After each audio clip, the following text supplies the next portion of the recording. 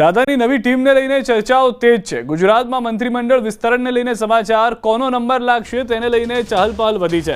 રાજકીય હલચલ વચ્ચે સીએમ કાલે જશે મુંબઈ। શુક્રવારે કે શનિવારે મંત્રીમંડળનું વિસ્તરણ નક્કી હોવાનું જાણવા મળી રહ્યું છે। આગામી સમયમાં રાજ્યપાલને મળી શકે છે સીએમ। મુંબઈથી પરત ફર્યા બાદ રાજ્યપાલને મળી શકે છે। નવા મંત્રીમંડળની શપથવિધિને લઈને કરી શકે છે મુલાકાત। હવે જે જાણકારી મળી રહી છે તે પ્રમાણે શુક્રવારે અથવા શનિવારે, પહેલા ગુરુવારની અટકળો હતી પરંતુ ગુરુવારે ખુદ સીએમ જઈ રહ્યા છે મુંબઈ। વધુ માહિતી ન્યૂઝ 18 સંવાદદાતા ગીતા પાસેથી મેળવીશું। ગીતા, શું વધુ અપડેટ છે હાલમાં મંત્રીમંડળના વિસ્તરણને લઈને? જી, આવતીકાલે સવારે 10:15 કલાકથી મુંબઈ જવા માટે રવાના થઈ રહ્યા છે અને બપોરે 3 વાગે તેઓ પરત પણ ફરશે। મને રહ્યું છે કે આવતીકાલે સાંજ સુધીમાં રાજ્યપાલ પરત ફરશે કુરુક્ષેત્ર હરિયાણાથી અને ત્યારબાદ સીએમ તેમને મળવાનો સમય માંગી શકે છે।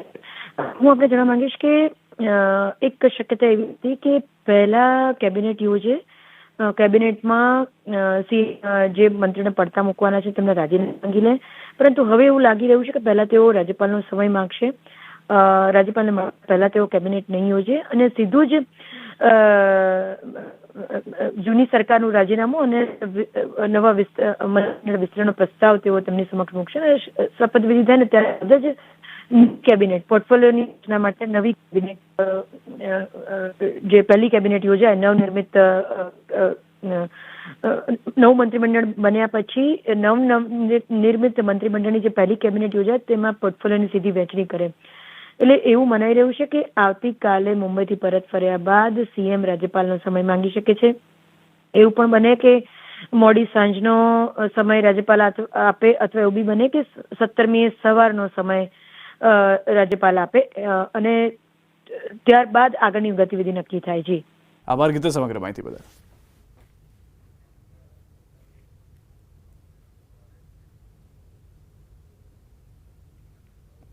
તો રાજકીય હલચલ વચ્ચે હવે જે જાણકારી છે, મુખ્યમંત્રી ભૂપેન્દ્ર પટેલ પહેલા મુંબઈ જશે, ત્યારબાદ કેબિનેટ મળવાની જે વાત હતી તેના પર હવે પૂર્ણ વિરામ જોવા મળી રહ્યો છે। સીધો જ રાજ્યપાલનો સમય માંગવામાં આવશે। જૂની સરકારના મંત્રીઓના રાજીનામા રજૂ કરી નવા મંત્રીઓ શપથ લેતા જોવા મળશે।